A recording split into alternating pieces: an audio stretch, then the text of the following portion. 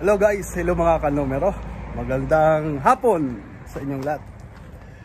So sa ngayon, natapos na guys yung project ko.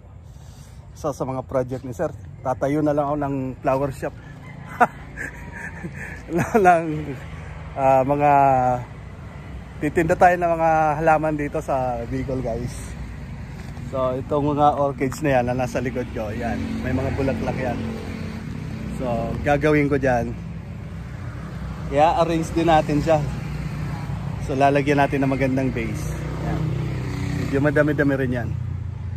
So ngayon, inuna ko muna yung mga namumulaklak na mga halaman.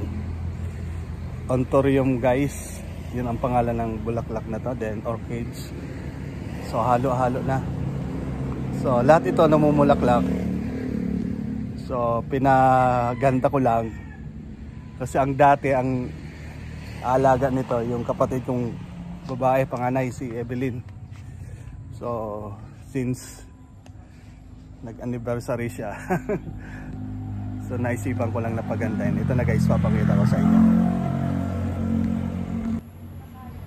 Ito na yan guys, see, yan, Anthurium yung pangalan niya. Pag namulaklak yan, ang ganda, napakamahal. Then sa taas naman guys, bali level 1, level 2. Oh, yan. So, ang ganda guys. Yan. Kita nyo yan. So, didiligan yan guys. Pagbalik ko dito mga December or pag nagbakasyon ako guys, maganda na yan. So, yan. See, may rose, bougainvillea. Yan. Dito naman lahat.